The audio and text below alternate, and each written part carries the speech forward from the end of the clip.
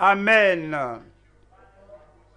Père, nous te remercions pour l'étude biblique de ce soir. Nous te disons merci parce que tu es présent ici avec nous.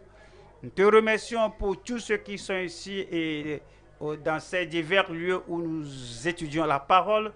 Nous prions que tu nous aides à réellement examiner ta parole, étudier ta parole, intérioriser ta parole, croire la parole et que tout ce que nous entendons fasse du bien dans chaque vie au nom de Jésus-Christ. Nous te disons merci parce que tu nous as exaucés. Au nom de Jésus, nous prions. Donnez-moi un bon amen. Que le Seigneur vous bénisse. Nous sommes arrivés à l'étude biblique. Ce soir, je veux vous rappeler que l'étude biblique est très importante. L'étude biblique, c'est l'épine dorsale du croyant. Et nous tous, plusieurs d'entre nous, nous sommes élèves à l'école. Et après le cours, on révise, on apprend ce qu'on a eu à l'école. Finalement, certains d'entre nous sont devenus des enseignants qui enseignent la parole de Dieu aux autres. Si on prête attention à l'école, si on apprend tout bien à l'école, si on se concentre sur ce qu'on étudie à l'école, ces matières à l'école, et puis nous sommes en mesure de les maîtriser, alors la même chose on doit faire lorsqu'on vient étudier la parole de Dieu.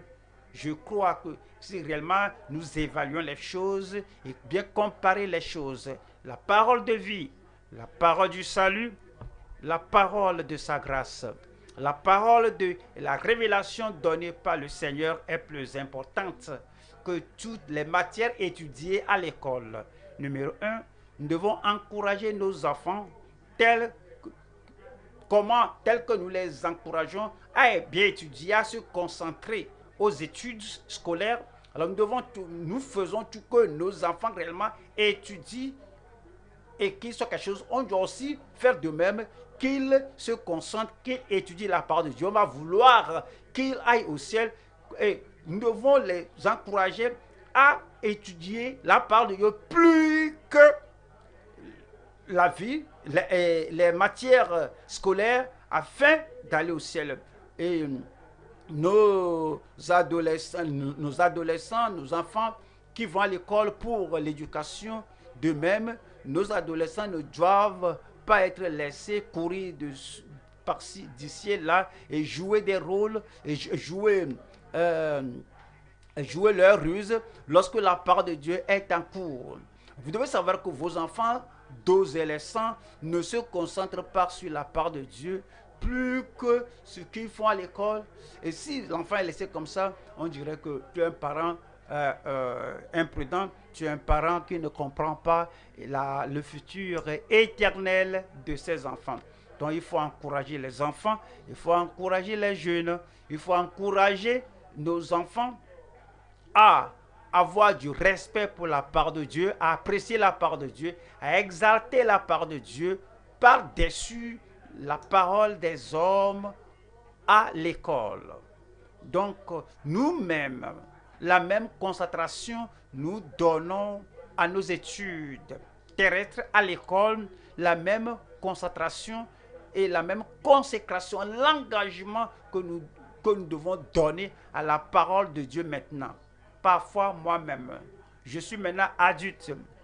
Alors, comment j'étudie mes études, mes matières à l'école? Réellement, j'étudie de tout mon cœur. Maintenant, par la grâce de Dieu, plus que je suis tout proche de la fin que le commencement, je dois m'assurer que ce que je crois n'est pas frelaté, n'est pas faux. Je dois faire plus que mes jours d'éducation, d'enseignement.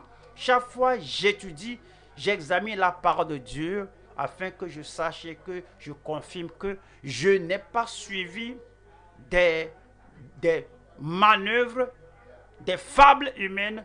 Tout le monde ici au siège et les gens partout où vous trouvez. Lorsque j'étais à l'école, il y a des enseignants que je n'appréciais pas parce qu'ils n'enseignaient pas bien. Et je ne m'absentais pas au cours. Mais parfois, je pouvais tomber malade en plusieurs années passées, mais je n'ai jamais permis à à un léger mal de tête, à un problème de santé de m'empêcher d'étudier. C'est pourquoi par la grâce de Dieu, c'est pourquoi j'ai réussi ici dans la vie. Je veux aussi aller au ciel. Je parle à quelqu'un là-bas. Vous allez réussir au nom de Jésus-Christ. Quand je vois ces sièges vides là-bas, quelle que soit la raison, l'économie, mais quel que soit le cas, oui, mon sentiment c'est que les gens qui doivent étudier la part de Dieu, plus que ce qu'on faisait à l'école, les gens n'apportent pas l'enthousiasme, la dévotion à apporter la part de Dieu. La même chose dans les États, dans les pays, partout.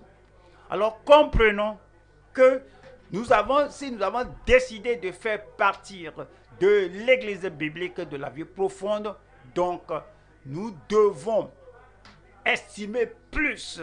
Nous devons donner la plus grande concentration à la part de Dieu, plus que ce qu'on a fait dans les premiers jours. Pourrais-je vous rappeler ceci? Je n'ai jamais, au cours de mes écoles, que ce soit primaire, secondaire ou à l'université, je ne me rappelle pas que moi, je me lève et que j'aille quelque part et revenir pendant que le maître enseignait. Vraiment, c'est impensable que lorsque la part de Dieu est en cours et qu'on enseigne la part de Dieu, quelqu'un va se lever, aller, sortir, revenir encore. Ça, cela n'est pas bon. Et je ne dois jamais faire ça. Il faut chaque fois penser à Christ. Que Christ te parle par le prédicateur. Quoi qu'il ne soit pas ici physiquement, mais spirituellement, il est ici. Et si Christ est le Seigneur, si Christ est le Sauveur, si Christ est l'enseignant est ici, il vous enseigne et tu l'abandonnes lorsqu'il te parle, alors tu ne sauras pas ce qu'il dira. Alors tu ne sauras pas encore ce qu'il dira encore. Alors tu te lèves, tu vas ici et là et après, comme cela te semble bon, tu reviens. Alors, je ne peux pas imaginer les disciples du Nouveau Testament d'agir de cette manière. Alors, donnons la gloire due au Seigneur. Ce faisant, et lorsque nous mobilisons nos enfants et qu'ils se comportent bien à l'étude biblique et que nous-mêmes aussi en tant que parents, les adultes, nous faisons la bonne chose et comme nous venons au programme de l'église, nous venons à l'église pour apprendre du Seigneur. Je prie que les bénédictions du Seigneur et les bénédictions de l'étude, que cela se multiplie dans chaque vie au nom de Jésus-Christ. Amen. La dernière chose, nos dirigeants qui aident à apporter les membres, comprenez que l'objectif pour lequel on se divise en districts, en groupes, en annexes, c'est pour qu'il y ait un berger, un dirigeant, que les gens doivent respecter et qui soit efficace à amener les gens à l'église centrale. Sinon, pourquoi avons-nous des dirigeants là-bas? Si vous ne faites pas cela, vous venez ici vous-même, vous n'examinez pas celui qui est là, celui qui n'est pas là. Donc, on a échoué dans l'accomplissement de notre appel et l'objectif pour lequel le Seigneur nous a établis là-bas. Donc, réveillons-nous et soyons assez réveillés comme on voit le jour s'approcher, afin que ne soyons pas des gens qui échouent au nom de Jésus-Christ. Moi, je ne serai pas un échec. Si tu ne fais pas le pourquoi le Seigneur t'a suscité et tu ne fais pas cela, donc tu as un revers. Je ne sais pas ce que tu espères comme récompense du Seigneur au dernier jour. Donc, travaillons ensemble, unissons-nous. Je joue mon rôle, tu joues ton rôle. Alors, accomplis ton devoir et afin que l'Église, le peuple de Dieu, soit sous toi, se dresse debout et qu'il fasse ce qu'il doit faire. Il ne faut pas dorloter les gens montrez-leur le chemin. Vous-même suivez le chemin et appelez les autres. Ils vont suivre aussi la voie au nom de Jésus-Christ. Aujourd'hui, nous sommes à Daniel chapitre 2. Je lis le verset 41. Daniel 2, le verset 41. Et comme tu as vu les pieds et les orteils en partie d'argile de potier, en partie de fer, ce royaume sera divisé. Mais il y aura en lui quelque chose de la force du fer. Parce que tu as vu le fer mêlé avec l'argile.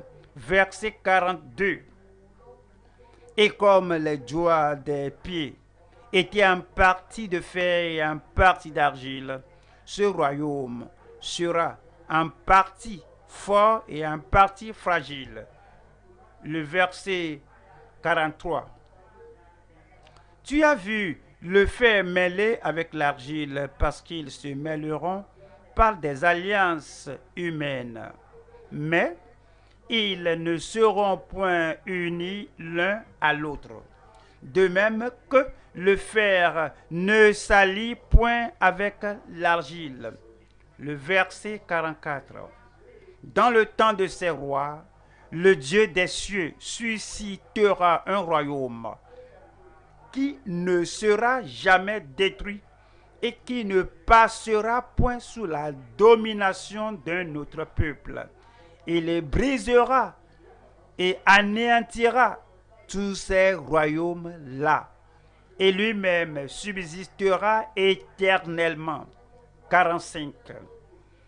C'est ce qu'indique la pierre que tu as vue se détacher de la montagne sans le secours d'aucune main, et qui a brisé le fer, les reins, l'argile, l'argent et l'or. Le grand Dieu a fait connaître au roi ce qui doit arriver après cela. Le songe est véritable et son explication est certaine. Vous vous rappelez bien, nous considérons le songe que Dieu a donné à Nebuchadnezzar. C'était une grande révélation des choses futures au dernier jour, les choses qui vont se produire après. Et puis, il ne pouvait pas trouver un interprète. Au fait, il a oublié le songe et il menaçait les magiciens et les Chaldéens, les sages de Babylone, qui n'étaient pas en mesure de récupérer le songe, qu'il allait les éliminer. Et comme la menace serait exécutée, alors le bourreau est parvenu à Daniel, Sédrac, Meshach, Abednego, et Daniel a dit, mais pourquoi cet empressement? Qu'est-ce qui se passe ici? Et le bourreau, le tortionnaire a dit, voici ce qui se passe. Il dit, non, laisse-moi, conduire-moi au roi. Il est allé à Nebuchadnezzar, il dit, donne-moi le temps, je vais te révéler le songe. Rappelez-vous, Daniel était un véritable croyant, un enfant de Dieu, non seulement qu'il était sauvé et sanctifié, et il était un croyant qui servait. Il a le don, le talent qui rendait son service agréable aux hommes et agréable à être récompensé par le Seigneur. Il a le don de connaissance et de sagesse. Il a le don de foi. On peut dire, comme il est allé à la fosse de lion, cet homme a le don d'opérer des miracles. Finalement, lorsqu'il est allé au Seigneur en prière, il a prié la même nuit, pas une autre semaine, pas un autre mois, parce que le Seigneur a dit que lorsque vous priez, je vous exaucerai. Lorsque vous serez en train de terminer la prière, je vous exaucerai. Donc le Seigneur a accompli la prière dans sa vie. Il lui a montré le songe de Nebuchadnezzar, ce qu'il a eu et ce qu'il a oublié. Et il a donné l'explication au roi. Et il est retourné au roi. Et il lui a relaté le songe qui est au sujet des royaumes terrestres qui seront remplacés par le royaume céleste. Donc le titre de ce jour est le royaume terrestre bientôt à renverser par le royaume d'Emmanuel. Et nous allons voir, premier point, le royaume divisé, affaibli par un mélange d'argile. Le royaume divisé, affaibli par un mélange d'argile. Deuxième point, le royaume divin, légué par sa majesté pour la continuité. Le royaume qui doit venir et qui doit être remplacé, renversé, alors va continuer en majesté pour toujours. Numéro 3, c'est le roi décrété, digne de maîtrise, de domination sur toutes les couronnes. Surtout ceux qui portent de couronnes dans une génération, dans une ère, que le roi final, le roi céleste, le roi nommé par le Dieu Tout-Puissant viendra. Et lui, il est digne de maîtrise, de domination sur tous les royaumes du monde, dans toutes les générations de cette terre. Nous allons au premier point, qui est le royaume divisé, affaibli par un mélange d'argile. Nous allons voir ce sous-titre en 3 parties. Première partie, la faiblesse des communautés royales du mélange de fer et d'argile.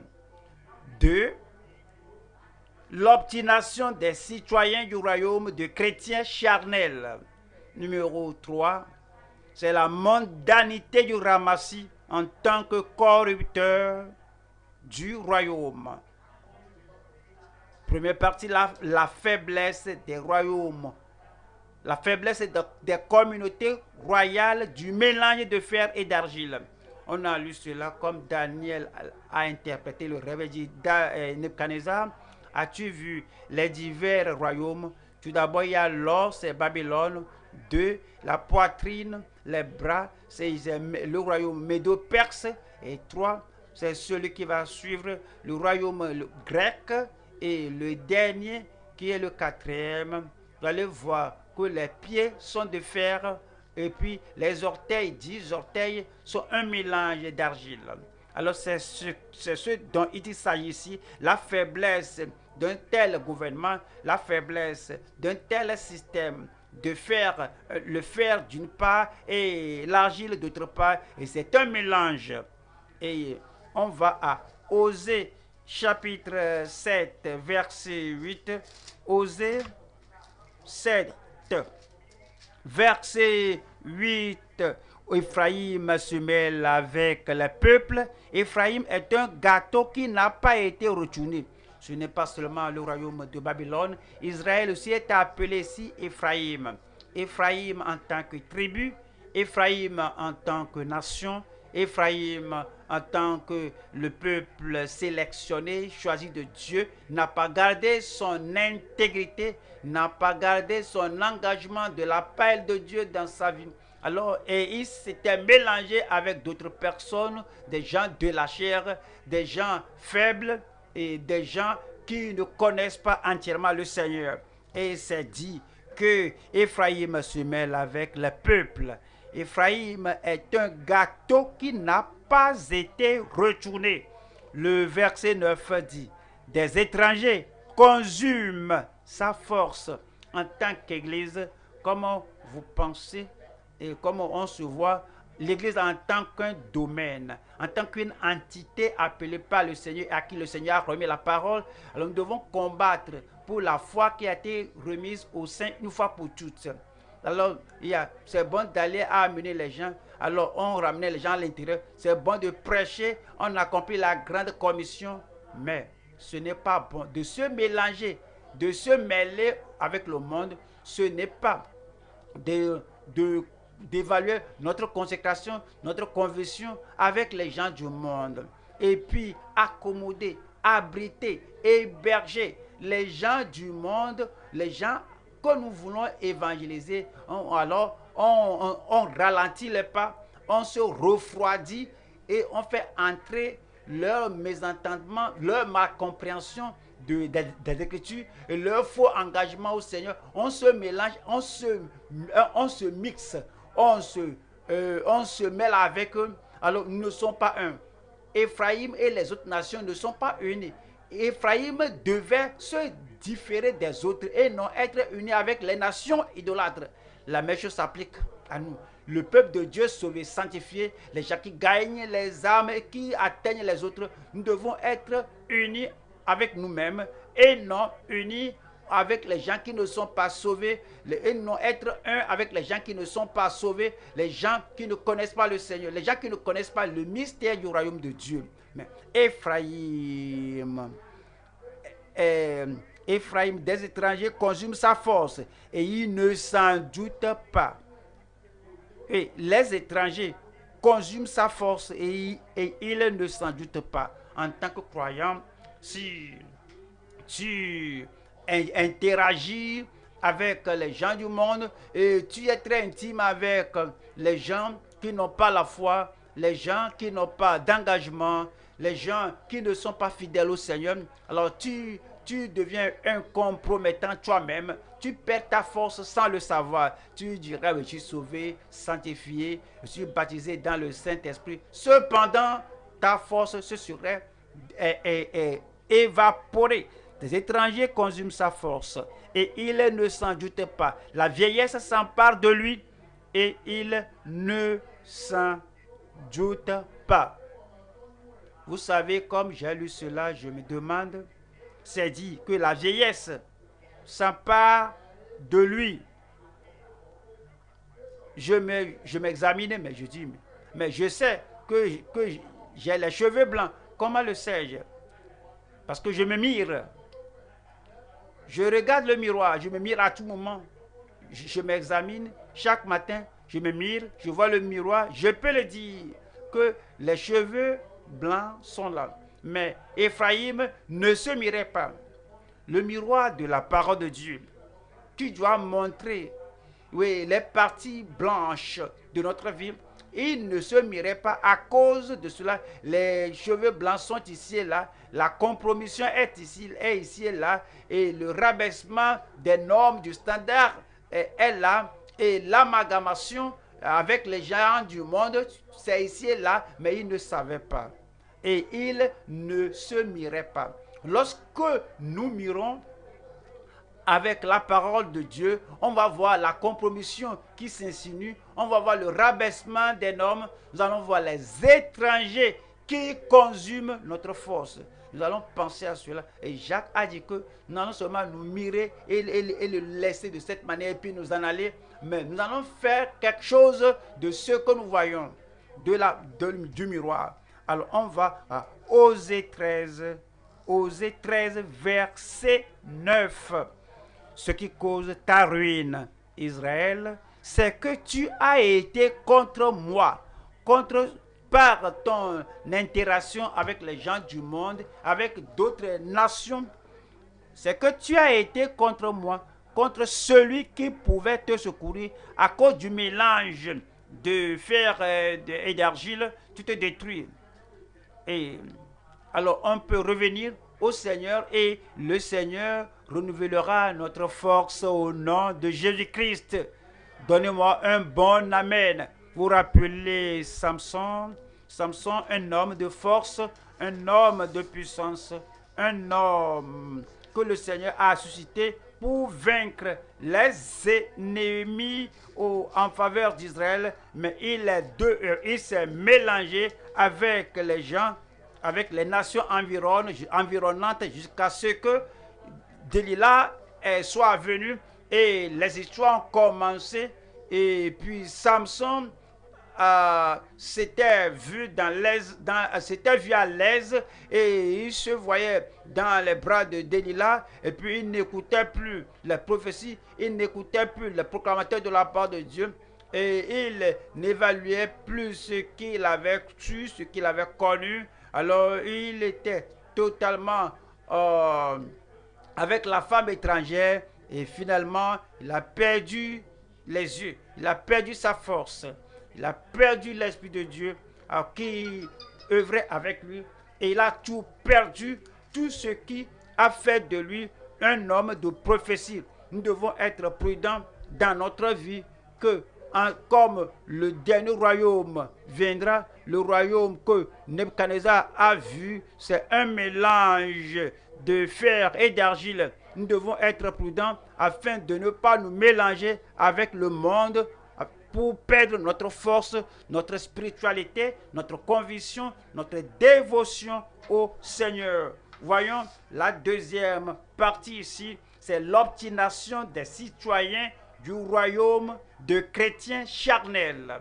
Les gens qui ont connu le Seigneur, les gens qui ont donné leur cœur au Seigneur, ils sont devenus des citoyens du royaume. Ils ne sont plus charnels, ils sont enfants de Dieu. Maintenant, le danger est venu lorsque le chrétien et le charnel parlent ensemble, lorsque le croyant voit le charnel, lorsque le consacré voit le compromettant et vivent ensemble. Et puis, nous avons un problème terrible. Voyons Daniel chapitre 2, Daniel 2, 43. Tu as vu le fer mêlé avec l'argile, parce qu'ils se mêleront par des alliances humaines, mais ils ne seront point unis l'un à l'autre, de même que le fer ne s'allie point avec l'argile. Nous allons au psaume 106. Psaume 106, 35. Psaume 106, 35. Ils se mêlèrent avec les nations et ils apprirent leurs œuvres. Alors il parlait du peuple saint de Dieu, le peuple juste de Dieu, les rachetés de Dieu. Il parle de ceux qui ont leur portion dans le royaume. Le Seigneur a dit que je ferai d'eux un sacerdoce, un royaume de sacrificateurs, un sacerdoce royal, les gens qui sont rachetés par le sang de l'agneau. Mais maintenant, ils se mêlent avec les nations. Et comme ils se mêlent avec les nations, les païens vont faire sortir des idées. Ils vont dire que voici ce qu'on faisait. Ils vont dire que il ne faut pas amener la vie profonde ici. Il ne faut pas amener la Bible ici. Il ne faut pas porter la sainteté ici. Que maintenant, c'est tout ce que vous avez. Tout ce que vous avez, c'est la sainteté. Tout ce que vous avez, c'est la sanctification. Tout ce que vous avez, c'est la pureté de cœur. Donc, tu viens dans une assemblée, tu viens en association avec les religieux et il te dit, s'il te plaît, comprenons. Il ne faut pas apporter la sainteté ici. S'il te plaît, comprends. Il ne faut pas apporter la vie profonde ici. Il ne faut pas apporter la justice ici. Mais tu sais que tu n'es pas digne d'être dans cette communauté. Mais si tu te mets dans cette communauté, on t'appelle un bon frère, une bonne soeur. On dit que celui-ci nous comprend, celle-ci nous comprend, que nous ne voulons pas avoir la sainteté, il nous comprend, elle nous comprend. Nous ne voulons pas avoir la sanctification, il nous comprend, elle nous comprend. Alors, elle a abandonné la sanctification de la vie profonde là-bas, car meilleur pour nous. Il nous comprend, elle nous comprend, il fait exactement ce que nous faisons. Tu es déjà perdu. Parce que sans la sanctification, personne ne verra le Seigneur. Quel que soit ce que tu gagnes, tout en te mélangeant avec ces gens, tu as perdu la chose la plus importante dans ta vie. C'est ce qui était arrivé aux enfants d'Israël. Ils se sont mêlés avec les païens qu'ils ont appris leurs œuvres. Ils ont appris leurs œuvres. Cela ne veut pas dire qu'ils sont allés à l'école là-bas, mais ils ont appris par observation. Si moi je fais ceci, les gens vont réagir. Donc, ils ont appris que les nations ne réagissent pas contre eux. Si moi je fais comme ça, viens. Tu apportes la sainteté ici. Tu apportes la vie profonde. Par les critiques, par l'opposition, par leurs réactions, ils apprennent qu'ils ne doivent pas aller à cette direction. Tu as appris de Christ. Tu as mis le joug de Christ sur toi. Si tu apprends des nations et tu rajustes à être comme les païens, tout ce que tu apprends de Christ, tu délaisses ça, finalement, si tu laisses 1% aujourd'hui, demain, tu abandonnes 1%, l'autre jour, tu délaisses 1%. Alors, il faut seulement 100 semaines pour abandonner 100%. Alors, laisse un peu à la fois. Un peu à la fois. Il ne faut pas changer beaucoup de choses. Il faut changer seulement un peu. Afin que ta communication, ton interaction et ta communion avec les gens, avec les nations, avec les gens qui n'ont pas de standards, qui n'ont pas de normes, pour que ton mélange, ta mixtion avec eux, se colle bien. Alors on perd un pourcentage la semaine. Bientôt vous allez tout perdre. Alors cela ne prend pas un long temps. Alors 100 semaines, moins de 2 ans, vous serez comme eux parce que vous perdez un peu à la fois. C'est le danger que courent les gens qui se mêlent avec les autres, les gens qui écoutent les autres et qui disent que voici ce qu'ils veulent. Moi, je ne veux blesser personne. Moi, je ne veux pas avoir de friction avec les gens. Quand je dis ceci, ils réagissent. Quand je fais ceci, là, ils réagissent. Donc, moi, je crois avoir la conviction, je crois que j'ai ma raison de faire ce que je fais. Et j'essaie d'aider tout le monde pour que tout le monde aille au ciel. C'est pourquoi je fais ce que je fais. Mais il y a la réaction. D'accord, à cause de la réaction là, je change 1%. Tu vas bientôt, seras zéro, nul, sans conviction. Tu seras nul, nulard. Tu n'auras même pas un progrès. Tu ne peux pas avancer. C'est ce qui était arrivé aux enfants d'Israël. C'est dit qu'ils se mêlèrent avec les nations et il apprit leurs œuvres. Voilà le verset 39. 39 dit, ils se souillaient par leurs œuvres, ils se prostituaient par leurs actions. Verset 40 nous dit, la colère de l'Éternel s'enflamma contre son peuple. Le jugement qui allait venir sur tous les païens seuls était venu sur eux. La destruction et la dévastation, la désolation qui devait s'abattre sur les païens seuls, était aussi venue sur eux. Et c'est dit que la colère de l'Éternel s'enflamma contre son peuple. Et il prit en horreur son héritage.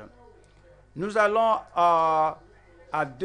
aux Corinthiens, 2 Corinthiens 6, 14. Ne vous mettez pas avec les infidèles sous un joug étranger.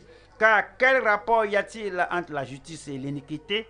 Ou qu'y a-t-il de commun entre la lumière et les ténèbres? Verset 15 dit, quel accord y a-t-il entre Christ et Bélial? Ou quelle part a le fidèle avec l'infidèle? Le verset 16 dit, quel rapport y a-t-il entre le temple de Dieu et les idoles? Car nous sommes le temple du Dieu vivant, comme Dieu l'a dit. J'habiterai et je marcherai au milieu d'eux. Je serai leur Dieu et ils seront mon peuple. Verset 17. C'est pourquoi sortez du milieu d'eux et séparez-vous. C'est ce que Dieu a dit. Et séparez-vous. Sommes-nous séparés en tant qu'Église? Dans notre pratique, dans notre conviction, dans notre consécration, sommes-nous encore séparés des gens du monde? Sommes-nous encore séparés d'avec les gens qui protestent toutes les fois, qui ne s'accordent pas avec nous, bons ou mauvais? Ou bien les gens qui ont fait cela, ils reconnaissent que ceci est mauvais, ils voient, ou bien ils voient comment ralentir les pas, comment ils ont mal fait. Cependant, les gens dehors là, alors ils protestent. Et ils protestent de diverses manières physiquement, ils protestent de diverses manières avec la violence, ils protestent de diverses manières psychologiquement. Et maintenant, ils disent que nous devons sortir du milieu d'eux. Que parce que nous ne devons pas, nous n'émettons pas, n'apportons pas la violence, que ce soit de façon psychologique, systématique ou bien par ruse. Nous ne faisons pas si nous sommes enfants de Dieu. C'est pourquoi il dit ici que sortez du milieu d'eux. Dans notre famille, en tant que mari et femme, il n'y a pas de une protestation, il n'y a pas de protestation, une protestation directe ou indirecte. Les enfants ne protestent pas de façon enfantine. Ben, les parents savent déjà, ouais, ils connaissent l'information, ils connaissent que ces enfants-là protestent, soit les enfants ne vont pas manger, mais vont réagir. Si on est chrétien, un enfant chrétien, un adolescent chrétien, un croyant chrétien, un homme ou une femme, nous n'avons pas le droit de protester comme les gens du monde. Et aussi bien que dans l'église, les enfants, les parents, les conjoints, à l'école, quel que soit ce qui se passe, nous ne nous joignons pas à la multitude pour émeuter. Et ça, c'est le monde. Quand on vient à l'église, on voit ceci. Moi, je n'aime pas ça. Je ne suis pas d'accord avec cela. Et il y a une question à poser.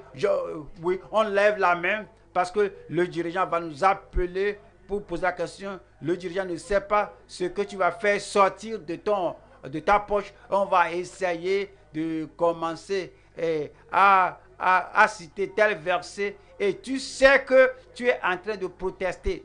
Nous avons perdu nos expériences chrétiennes. Mais c'est dit que nous, enfants de Dieu, lorsque nous sommes enfants de Dieu, il n'y a pas de protestation. Pour d'autres, c'est le langage corporel. Il y a une action ici, une action là-bas qui montre que nous sommes semblables aux gens du monde. Sortez du milieu d'eux et séparez-vous, dit le Seigneur. Ne touchez pas à ce qui est impur et je vous accueillerai. Le verset 18 dit, je serai pour vous un père et vous serez pour moi des fils et des filles, dit le Seigneur Tout-Puissant, et que l'Église dise Amen. Voyons la troisième partie ici, c'est la mondanité du ramassis en tant que corrupteur du royaume. En tant que corrupteur du royaume. Voici le royaume de Dieu, voici l'Église du Dieu vivant. Et puis nous entrons ici, et tu viens ici, tu viens ici pour rendre l'Église, le royaume meilleur. Quand tu entres ici, tu vois ce qui a été fait, et la consécration des gens avant ton arrivée, l'engagement des gens avant ton arrivée, la soumission des gens avant que tu ne sois arrivé. Maintenant, tu es entré ici.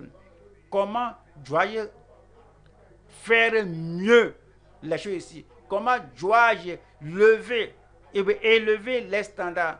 Comment dois-je garder les normes en combattant pour la foi qui a été transmise au sein une fois pour toutes? Vous savez, les gens qui se mêlent comme on mêle le fer avec l'argile, alors il empire les choses dans le royaume.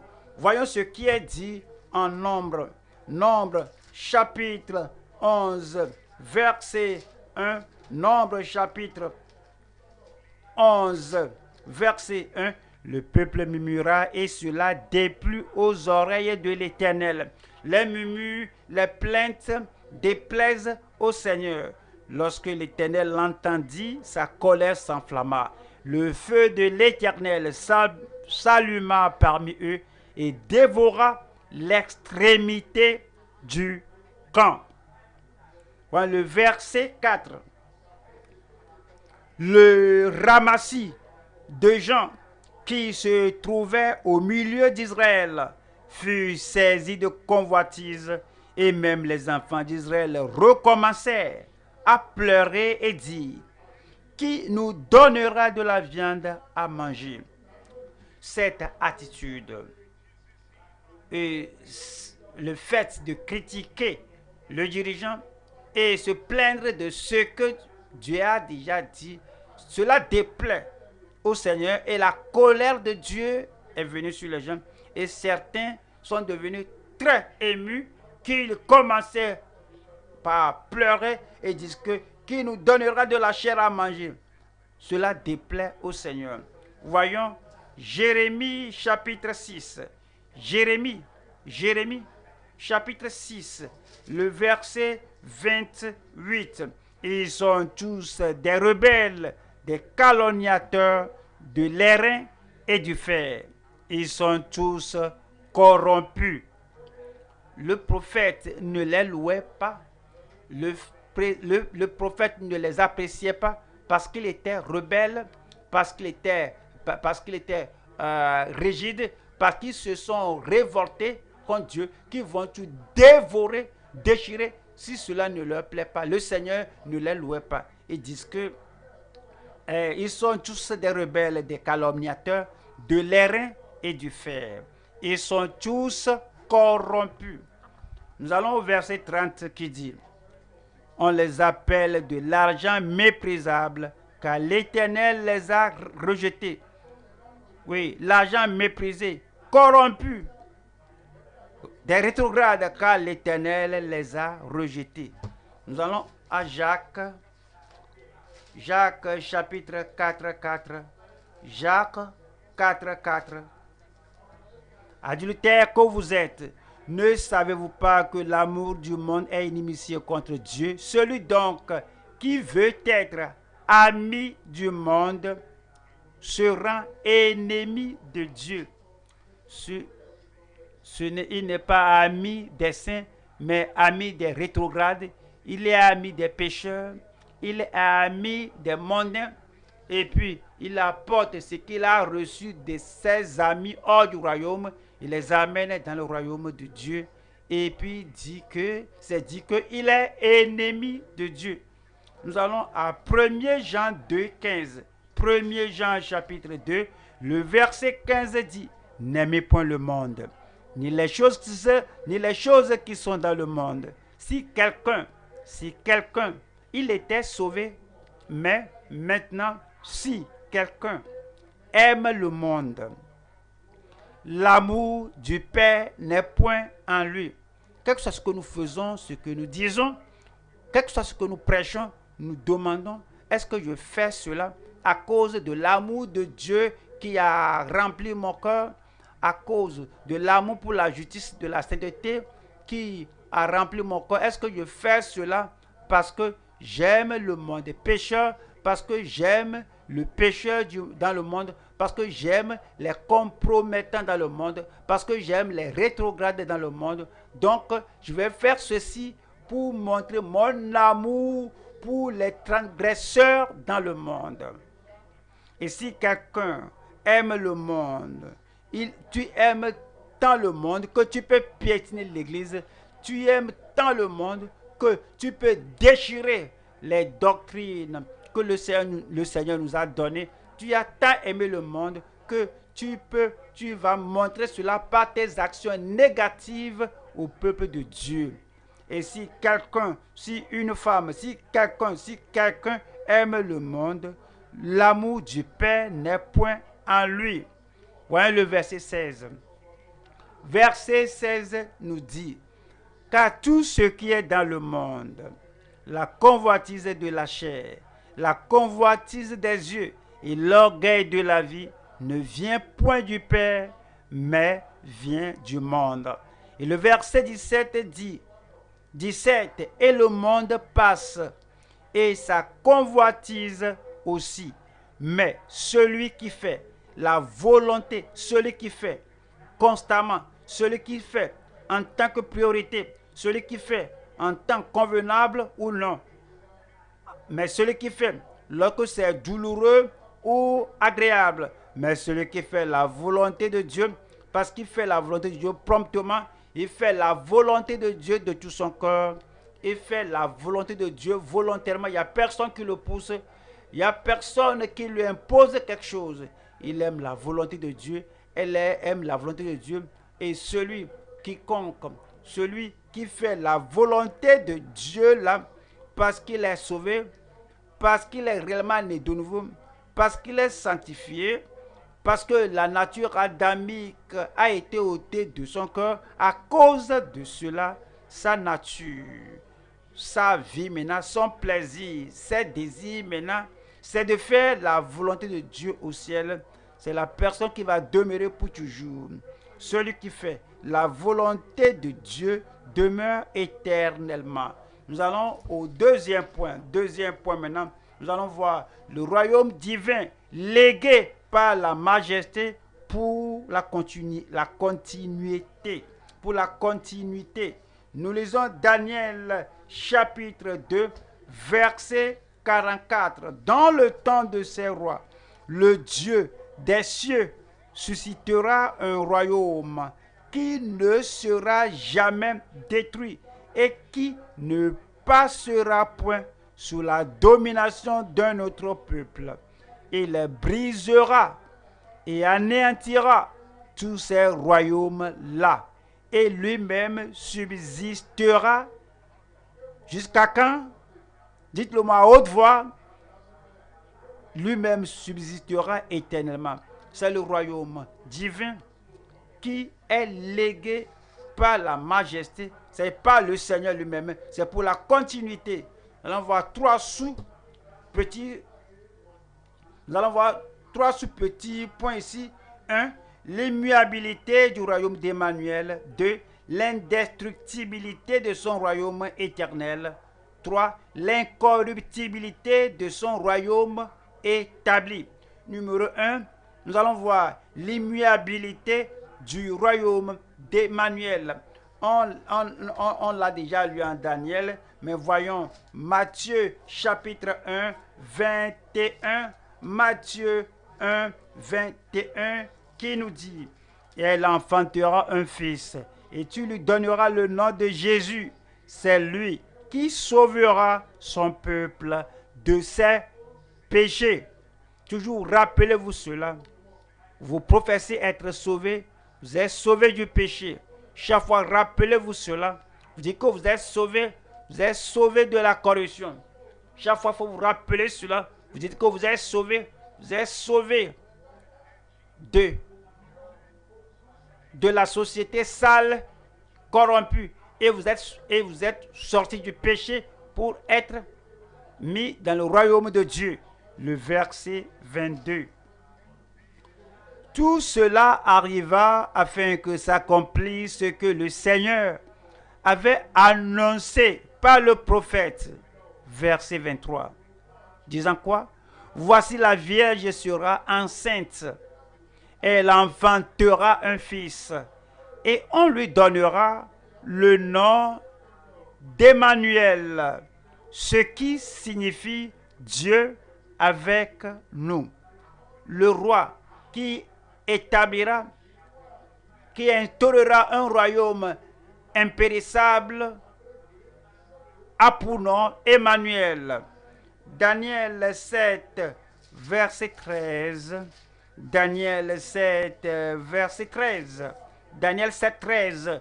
Je regardais pendant mes visions nocturnes, et voici sur les nuées des cieux arriva quelqu'un de semblable à un fils de l'homme. Il s'avança vers l'ancien des jours, et on le fit approcher de lui. Verset 14. On lui donna la domination, la gloire et le règne, et tous les peuples, les nations et les hommes de toutes langues le servirent. Sa domination est une domination éternelle qui ne passera point, et son règne ne sera jamais détruit. C'est le royaume d'Emmanuel et continue pour toujours. Il est immuable, il est inchangeable. Bon, la deuxième partie ici, c'est l'indestructibilité de son royaume éternel. Daniel chapitre 2, le verset 35. Daniel 2, verset 35. Alors, le fer, l'argent, les reins, l'argent Alors le fer, l'argile, les reins, l'argent et l'or furent brisés ensemble et devinrent comme la balle qui s'échappe d'une aire en été. Le vent les emporta et nulle place n'en fut retrouvée.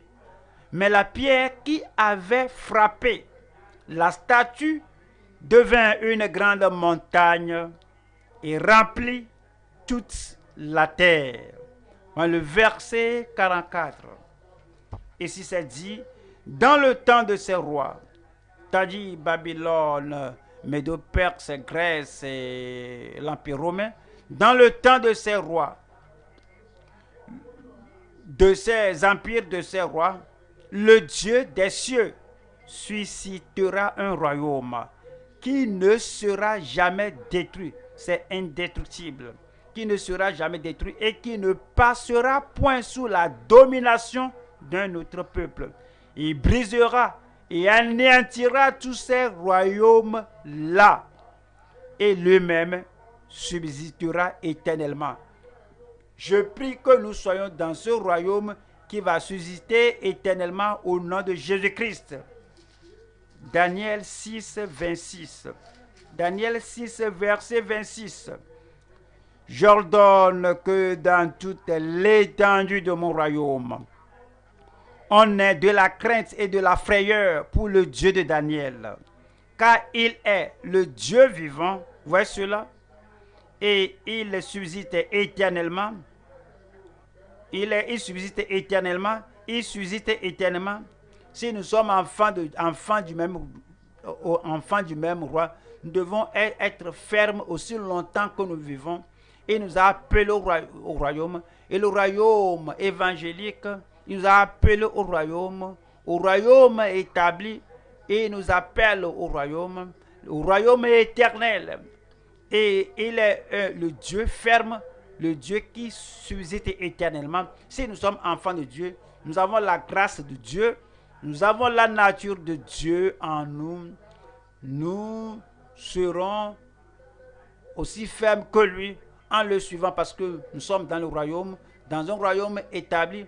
Nous serons aussi établis dans les vertus du royaume. Nous sommes dans le royaume éternel.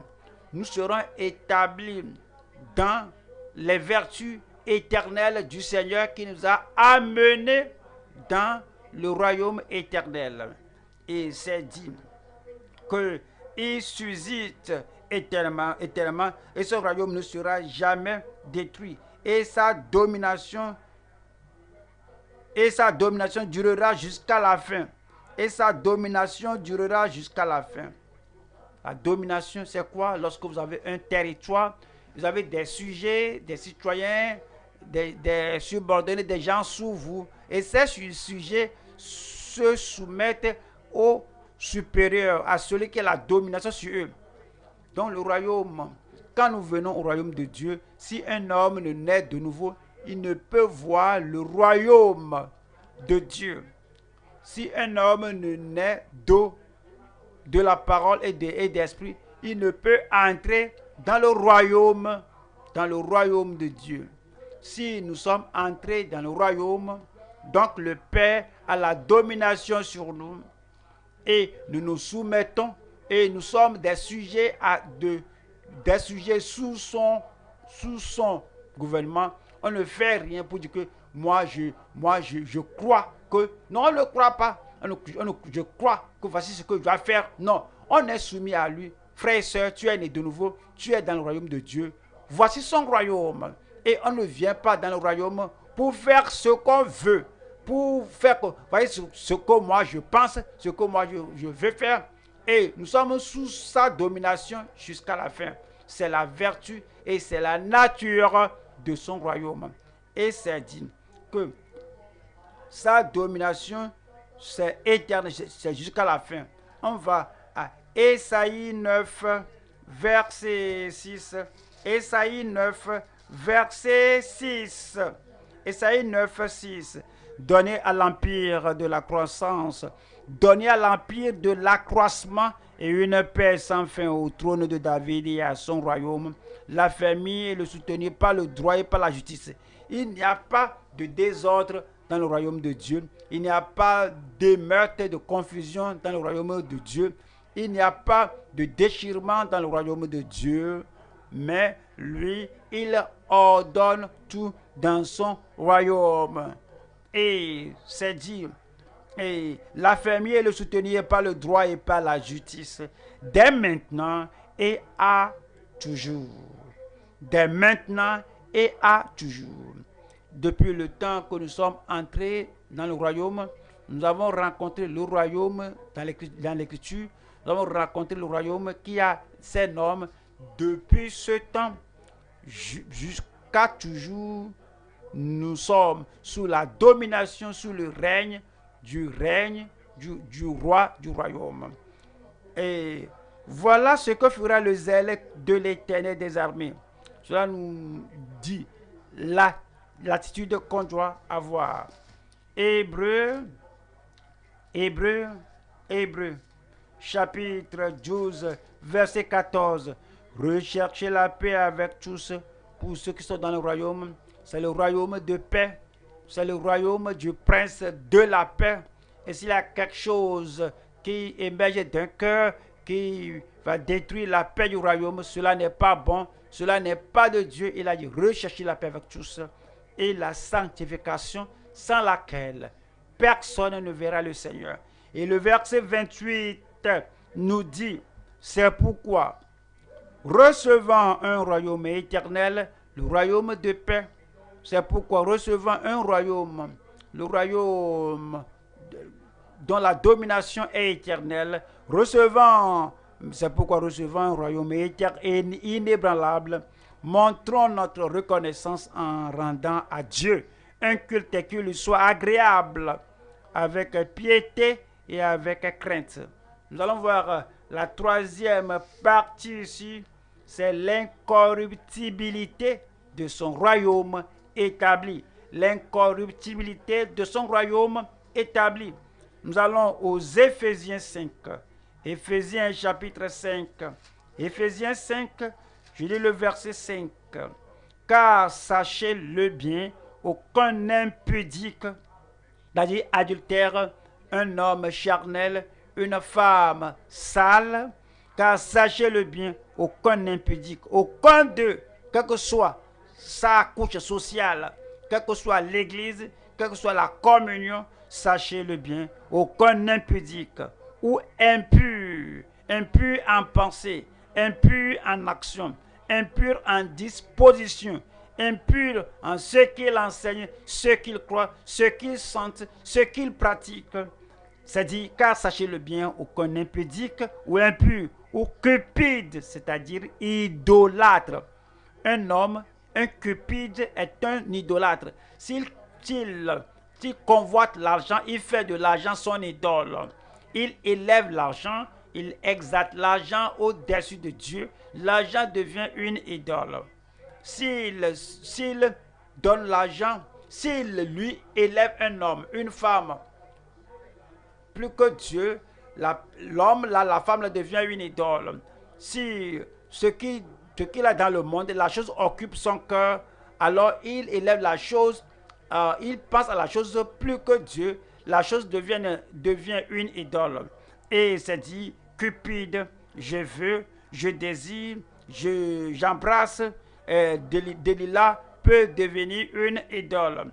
Que tu oublies, tu oublies les vœux que tu as faits, tu oublies la consécration que tu as, tu oublies les prophéties données avant ta conception, tu as oublié toutes les bonnes choses et l'objectif pour lequel Dieu t'a suscité. Et maintenant, tu es maintenant consommé par ton interaction avec Delilah. Et tout ce qui est élevé au-delà de Dieu devient une idole.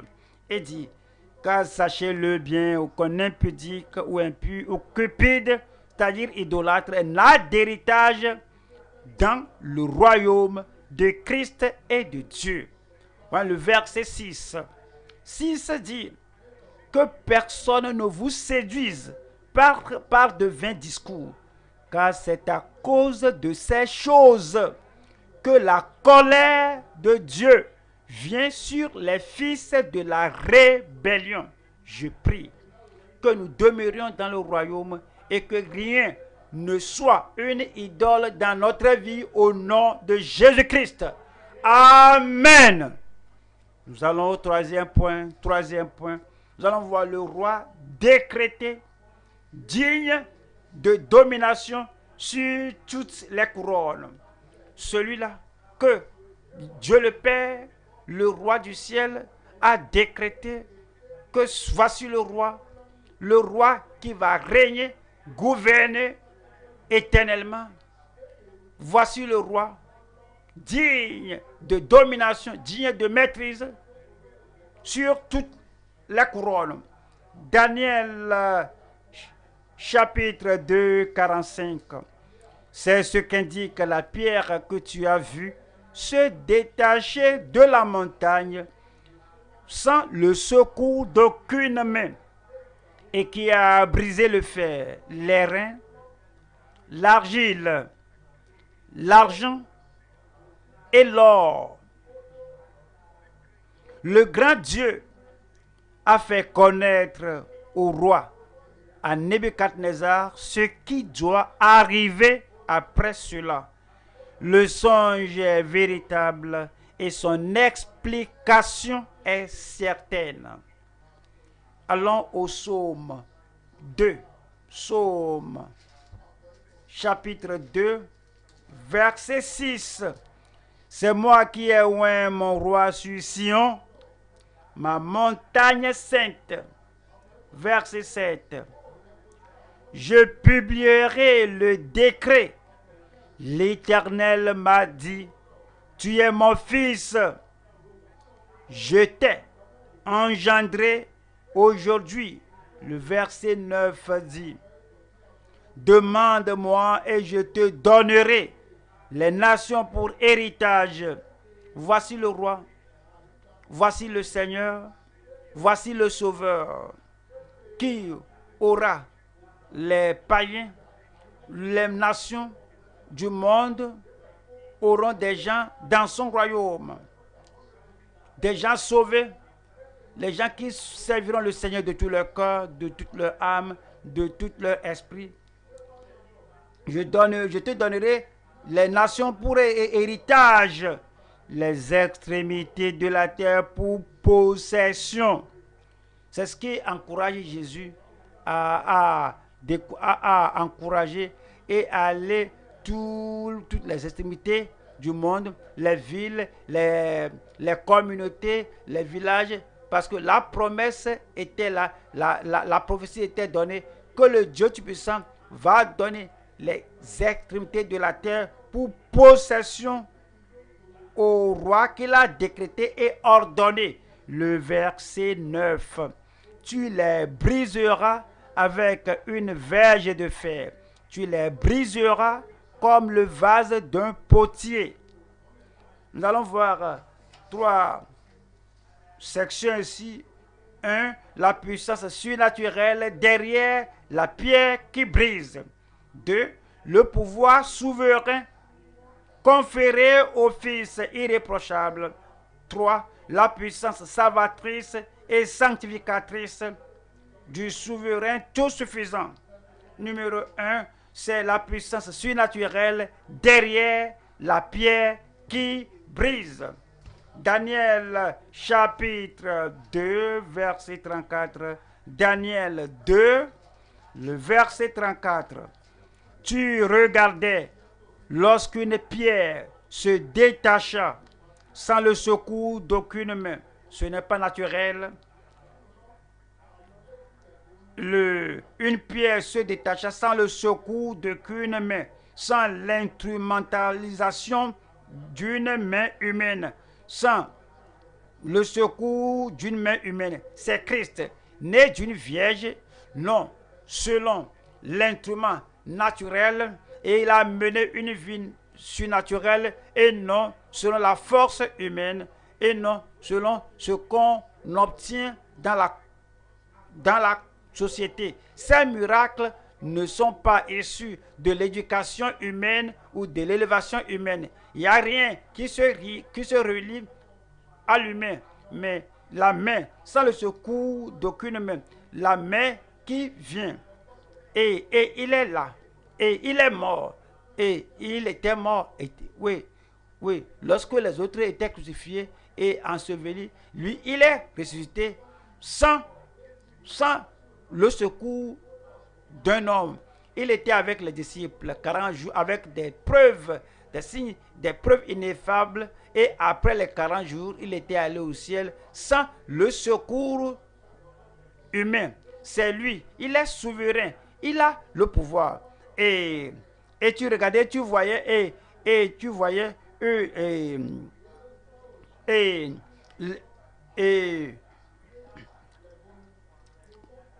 et une pierre fut ôtée. Tu regardais lorsqu'une pierre se détacha sans le secours d'aucune main, frappa les pieds de fer et d'argile de la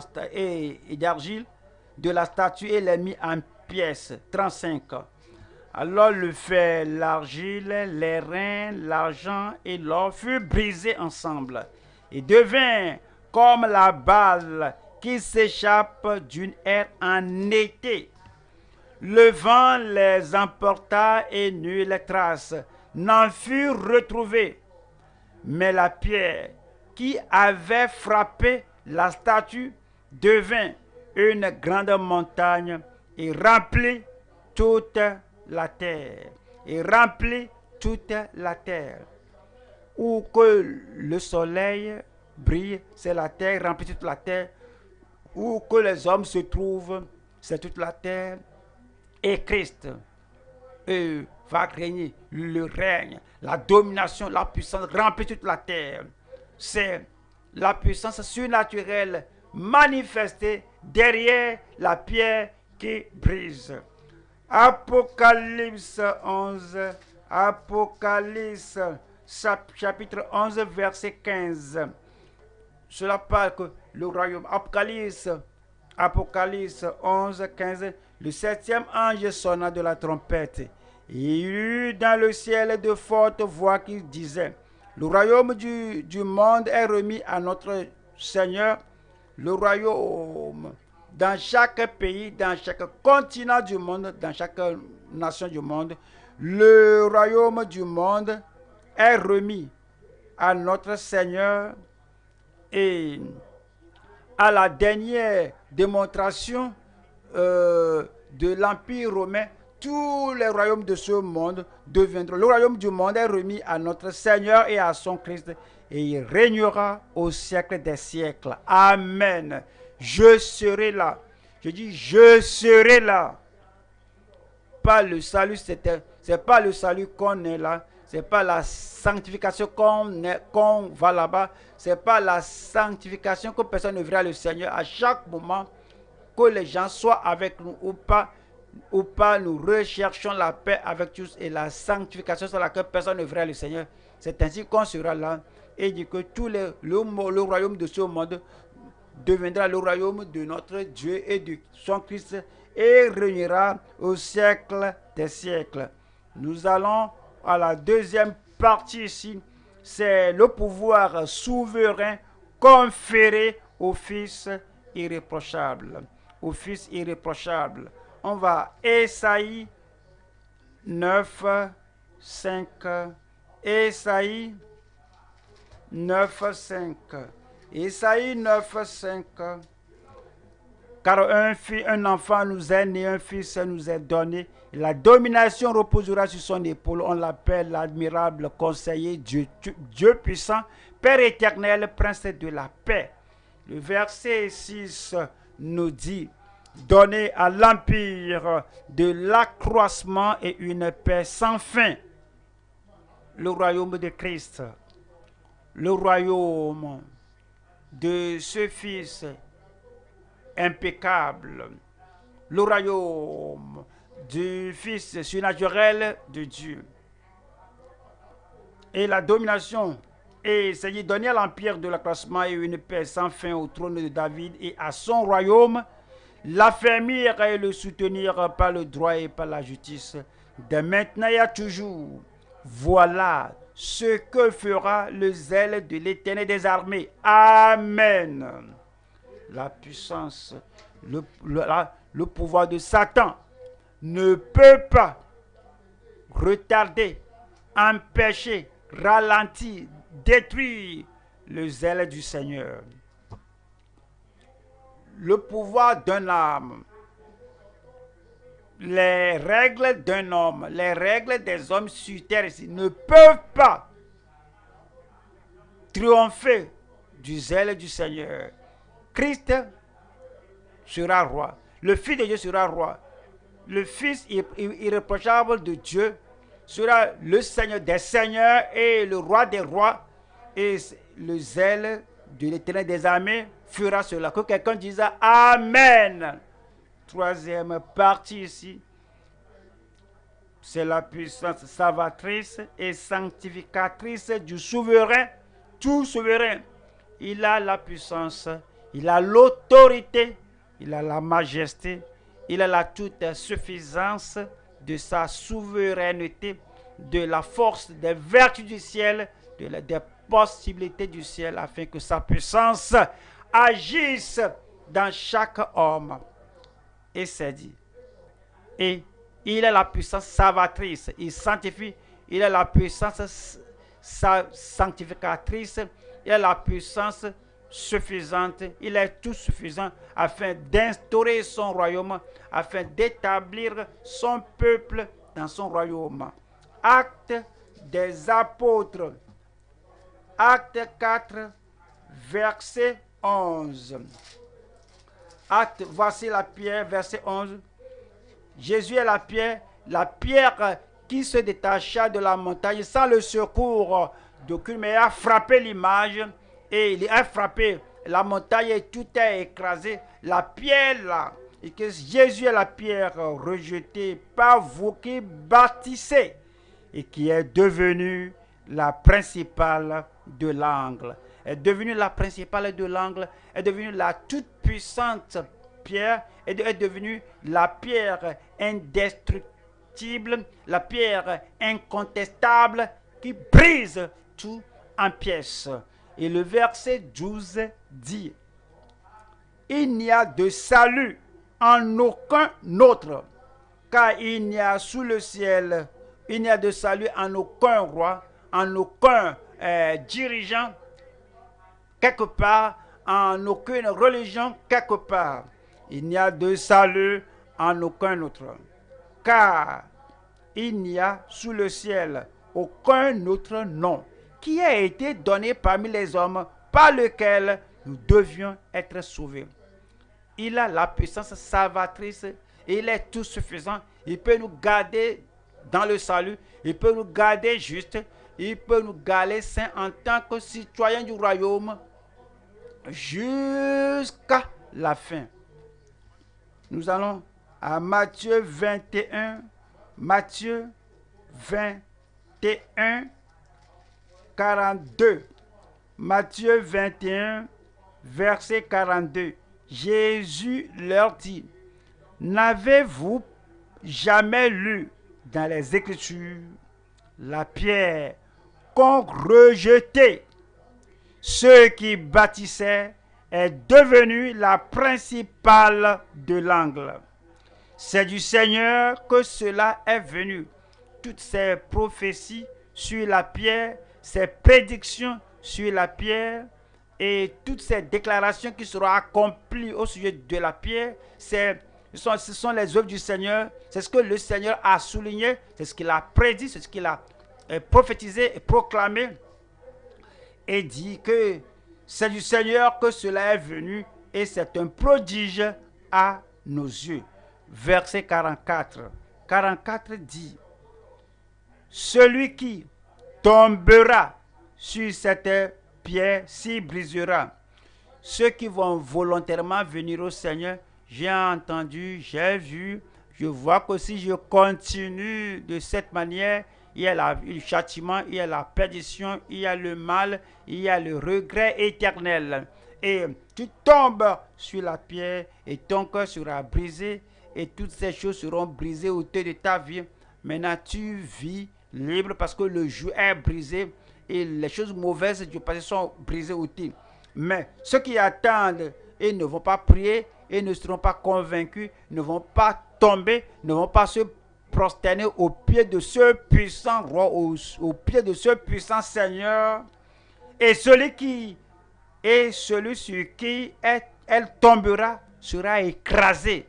Il y a des gens qui attendent jusqu'à la dernière minute. Ils ne vont pas venir volontairement au Seigneur. Ils ne vont pas se détourner de leur péché pour venir au Seigneur. Ils seront brisés, non seulement ils seront écrasés en poudre. Je prie que vous n'attendiez pas jusqu'au dernier moment. Voyons, 1 Pierre 2, 1 Pierre chapitre 2, verset 6, car il est dit dans l'Écriture, voici, je mets en Sion une pierre angulaire, choisie, précieuse, et celui qui croit en elle ne sera point confus. Les gens qui croient au Seigneur Jésus-Christ, ce Fils irréprochable de Dieu, le Fils de Dieu, le souverain, comme nous croyons au Seigneur Jésus-Christ, alors nous ne serons pas condamnés, nous ne serons pas confus, nous n'allons pas entrer dans la condamnation éternelle. Le verset 7. L'honneur est donc pour vous qui croyez, mais pour les incrédules, la pierre, ils ont entendu de la repentance, ils n'y croient pas. Ils ont entendu de se tourner vers Christ, ils sont incrédules, ils ont entendu de corriger leur voix, qu'ils doivent donner l'honneur, le respect au roi des rois, au Seigneur des seigneurs. Ils ont entendu parler du fait d'exalter le Dieu Tout-Puissant, exalter la parole qu'on entend au-delà des matières apprises à l'école. Ils continuent d'obéir à leur enseignant à l'école, mais celui qui leur montre la voie de la vie éternelle au ciel, ils y désobéissent. Et c'est dire que, mais pour les incrédules, la pierre qu'ont rejetée ceux qui bâtissaient est devenue la principale de l'angle et une pierre d'achoppement et un rocher de scandale. Ils s'y heurtent pour n'avoir pas cru à la parole. On vient à l'étude biblique aujourd'hui, on a beaucoup entendu. Quelle est votre réaction? Quelle est votre réponse à ce qu'on a entendu? Est-ce qu'on est rebelle? Est-ce qu'on est rigide?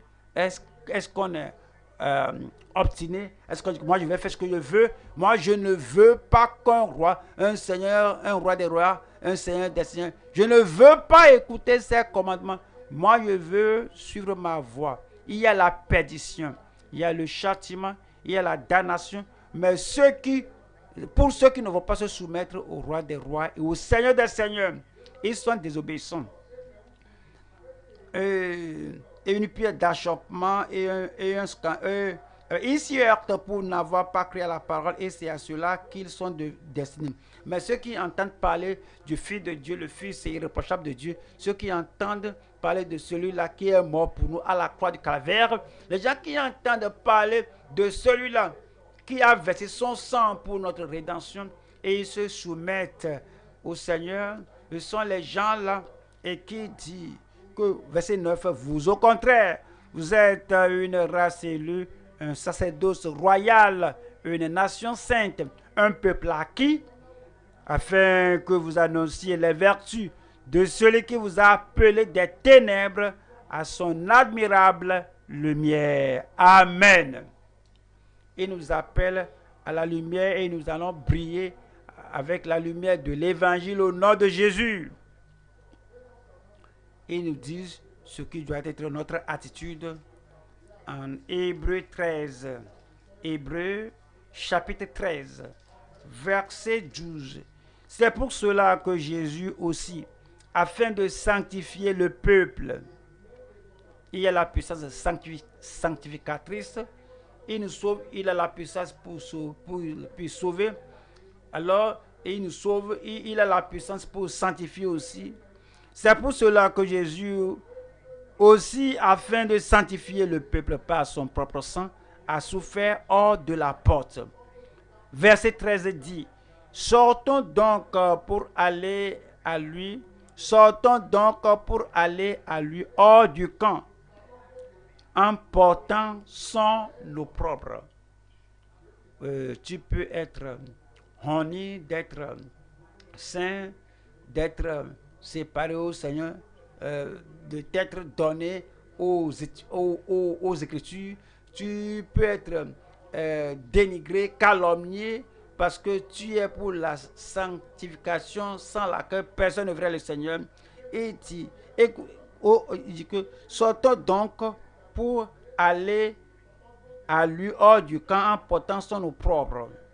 Verset 14. Car nous n'avons point ici bas de cité permanente, mais nous cherchons celle qui est à venir. Nous cherchons le royaume éternel. Le royaume éternel vient, je serai là, vous serez là au nom de Jésus-Christ. Allons au Seigneur maintenant en prière pour dire, Seigneur, j'ai entendu parler de ton royaume, le royaume de ce monde, quelle que soit leur richesse et leur gloire, ils vont périr. Mais ce royaume éternel, tu m'appelles à y entrer. Seigneur, je me soumets à toi, je me donne à toi entièrement. Ne pensez plus à d'autres choses, pensez au royaume de Dieu afin d'y entrer. Et la grâce de Dieu est là, la force du Seigneur est là, l'amour de Dieu est là. Il t'appelle, entre et demeure et reste dans le royaume pour toujours et pour toujours. Comme il règne, vous allez régner avec lui.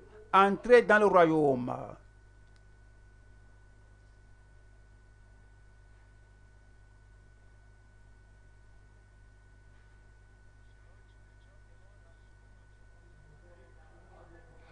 Le Seigneur nous a parlé aujourd'hui.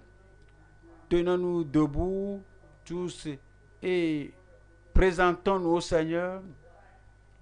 C'est l'heure de parler au Dieu Tout-Puissant. Il nous a parlé très clairement.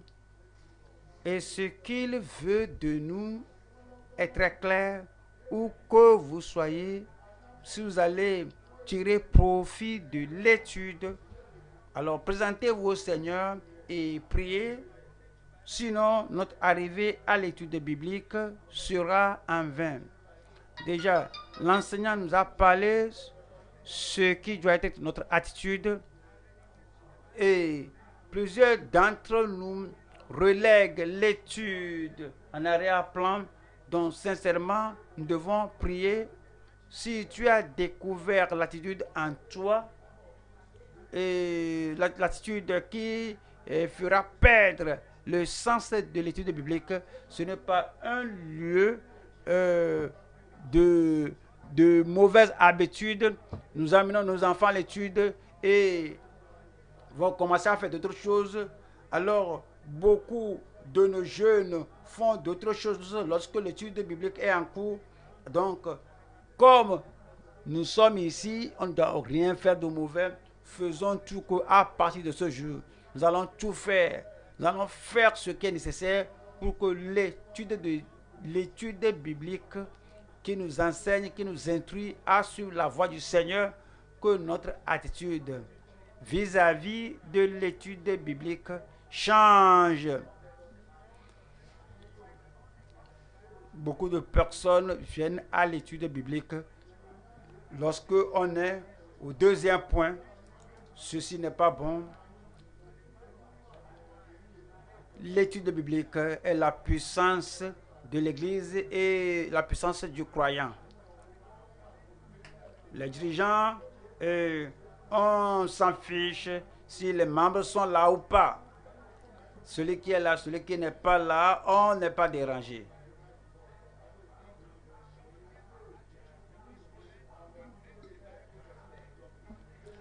Toute attitude qui n'est pas bonne, prions que le Seigneur l'enlève de nous, que notre attitude vis-à-vis de l'étude biblique change ce jour. La Bible, l'étude biblique doit nous transformer et nous préparer pour l'enlèvement.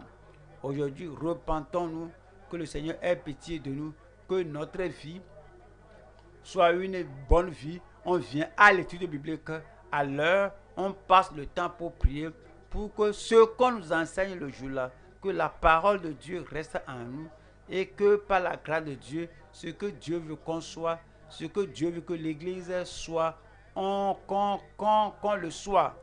C'est l'heure d'apporter le changement par la grâce de Dieu et dans la prière.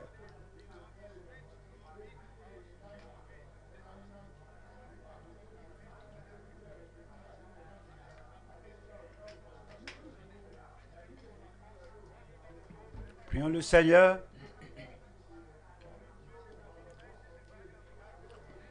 L'attitude qui minimise la valeur de l'étude biblique.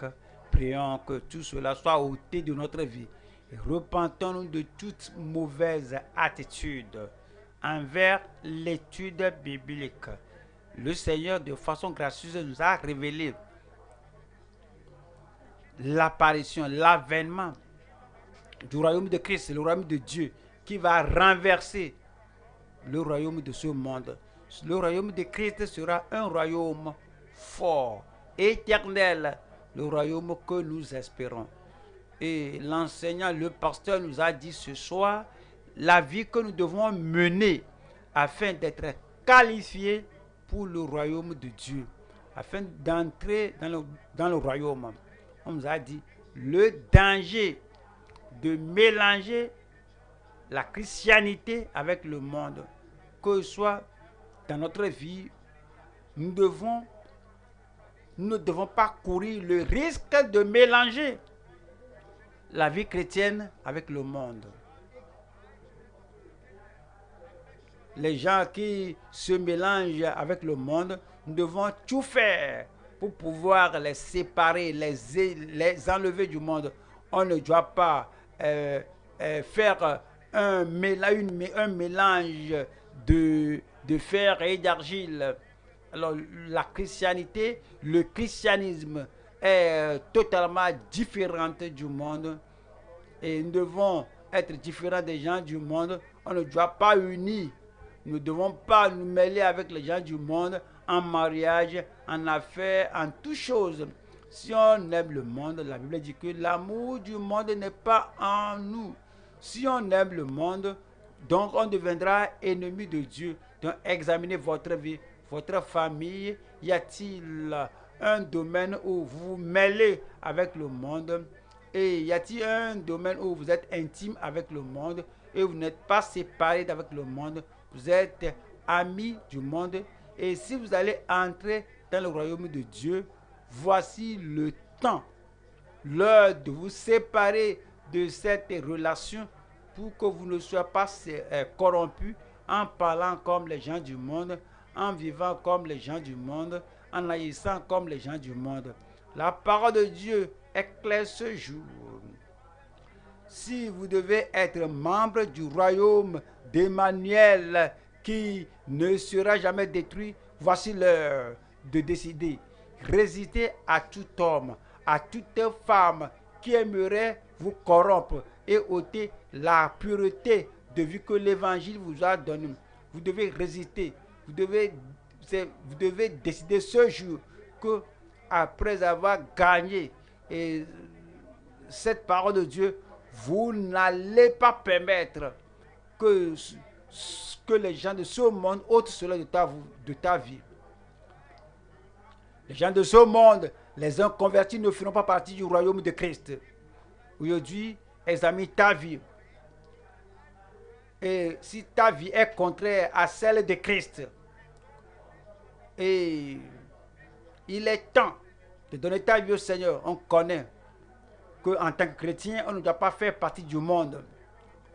Alors, comme on laisse le monde rentrer dans l'église, beaucoup de personnes maintenant embrassent le monde. Et beaucoup de personnes viennent ici, pas parce qu'ils voudraient obéir à la parole de Dieu, mais de détruire. Mais que l'église demeure pure, propre, afin que nous soyons dans un royaume qui ne sera pas détruit.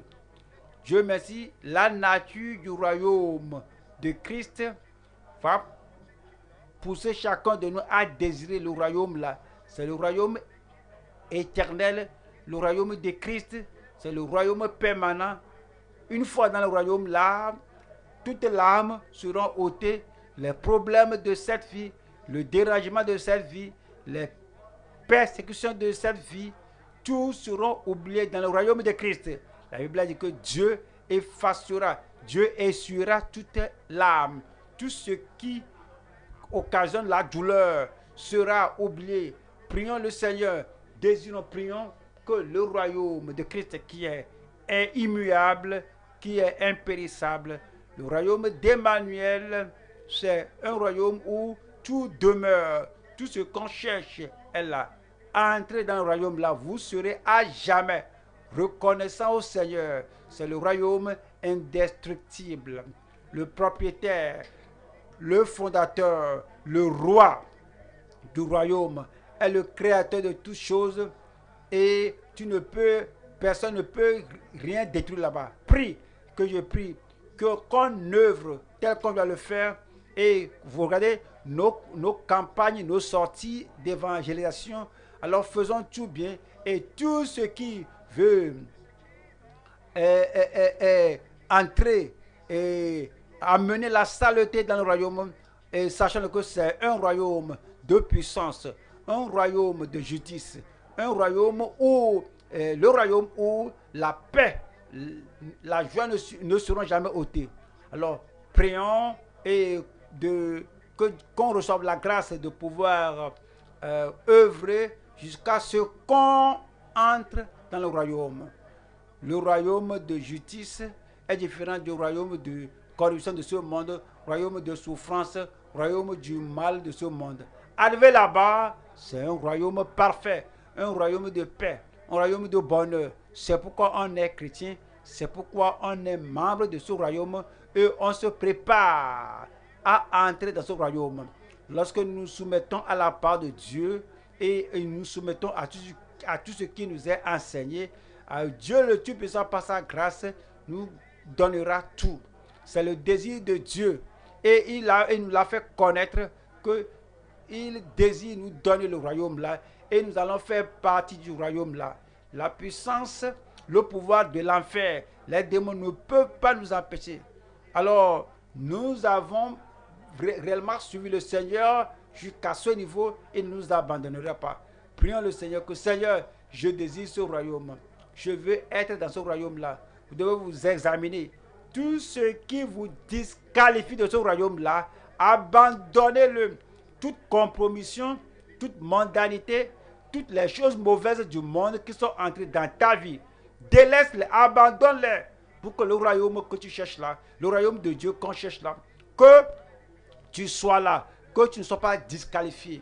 Frère, prions au sérieux, prions sérieusement que la grâce de Dieu nous soutienne. Alors, c'est un encouragement pour nous. Le décret du royaume, c'est ce qu'on cherche, c'est ce qu'on voit. Le décret là, c'est que les païens, les nations, alors auront leur part. Leur part à se soumettre au roi du royaume. Cela nous dit que tout effort pour atteindre les inconvertis, alors cela va agir, cela va réussir. Si on travaille bien, on arrose bien, cela aura de fruits. Si nous allons apporter les fruits, la bénédiction vient, on rendra avec des armes. Parce que c'est la volonté de Dieu que les gens à qui nous prêchons soient nés de nouveau, soient sauvés, qu'ils entrent dans le royaume. Et le Seigneur les attend. C'est pourquoi on doit sortir, évangéliser, que c'est la volonté de Dieu, le désir de Dieu, que les gens à qui vous prêchez soient nés de nouveau. C'est le désir de Dieu que les gens à qui vous donnez les traités soient nés de nouveau. C'est le désir de Dieu que vous soyez un sujet d'encouragement pour les gens. Alors Dieu ne veut pas que les gens périssent. Alors comme nous venons ici et nous faisons tout et les gens seront nés de nouveau. Regardez la disciple. Alors c'est un encouragement pour chacun de nous partout dans le globe où que l'homme se trouve, en Afrique, en Asie, en Europe, en Australie, en Océanie, partout. Le Seigneur dit que les gens qui ne sont pas nés de nouveau sont qualifiés pour le salut. Alors, jouons notre rôle en prêchant l'évangile pour faire entrer les gens dans le royaume. Le Seigneur a la puissance pour sauver. Alors, quels que soient les efforts à déployer pour amener les pécheurs, faisons-le. Le Seigneur est puissant pour sauver aujourd'hui, pour sanctifier et pour garder, pour sauver beaucoup de personnes qui viennent à lui. Il a la puissance pour nous garder. Ce n'est pas qu'aujourd'hui on vit et demain on jette la Bible. Dieu est puissant. Dieu est très puissant et Dieu est fidèle pour garder autant de personnes qui viennent à lui. C'est pourquoi nous devons tous aller et prêcher l'évangile, que les gens viennent. Le Seigneur les attend.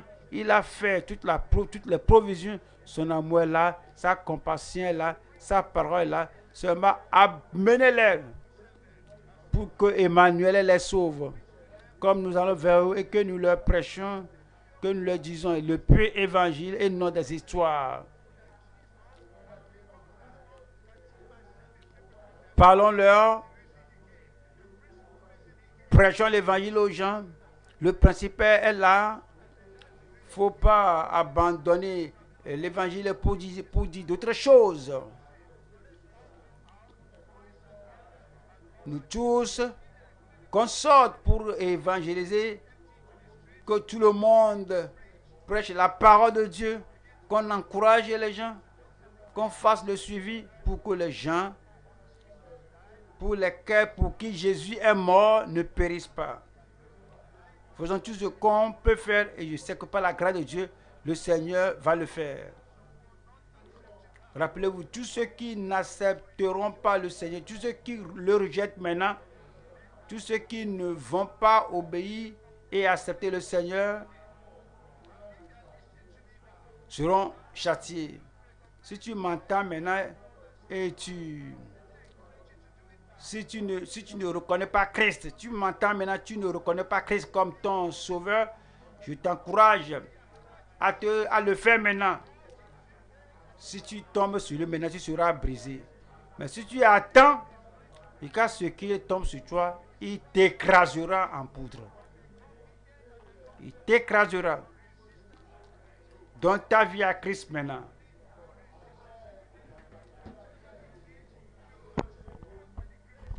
Tu dois, par la grâce de Dieu, te soumettre à Christ maintenant. Voici l'heure.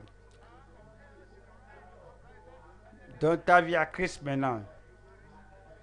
Le Seigneur ne veut pas que tu périsses. Il ne veut pas que tu ailles en enfer.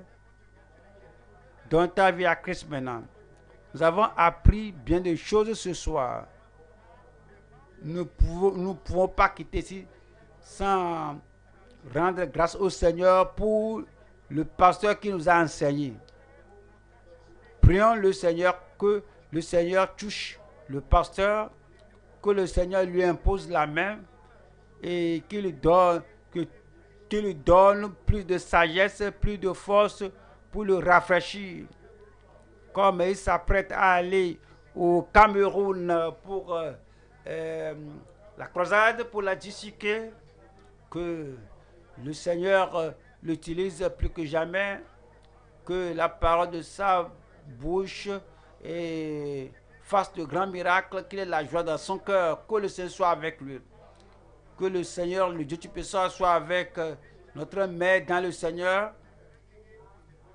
Que le Seigneur la bénisse. Remercions le Seigneur pour nous avoir exaucés. Que la main du Seigneur, la gloire du Seigneur, la main du Seigneur s'est imposée à chacun de nous. Remercions le Seigneur de nous avoir exaucés.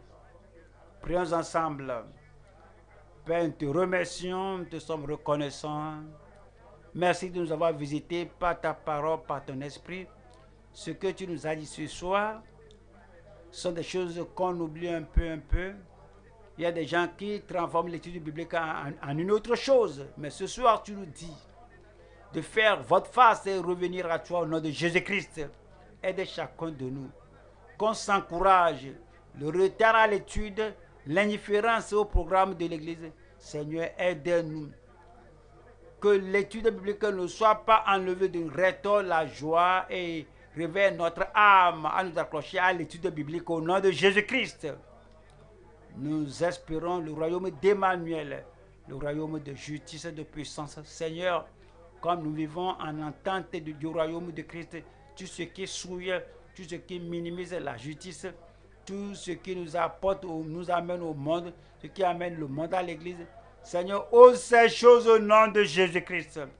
Nous prions que l'évangile dont tu parles, oui, nous sommes maintenant en Christ.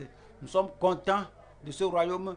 Nous prions, Seigneur, que nous regardons autour de nous, nous regardons autour de notre famille. Et s'il y a quelque chose qui lutte contre le royaume qui vient, Seigneur, donne-nous, Seigneur, la ferveur, la vigueur pour ôter cela au nom de Jésus. Sois glorifié dans notre vie. Seigneur, nous t'attendons comme on sort pour évangéliser. Tu dis que les gens viendront. Seigneur, nous prions que tu encourages chacun de nous à faire ce que tu dois faire. Fais ce que tu dois faire et nous allons faire ce que nous allons faire. Tu vas les sauver, les sanctifier et les garder l'église ensemble. Merci pour le pasteur. Remplis-le de force de tout ce qu'il a à dépenser et que la joie d'enseigner le peuple soit sa portion. Merci de nous avoir exaucés. Au nom de Jésus, nous prions. Amen. Amen.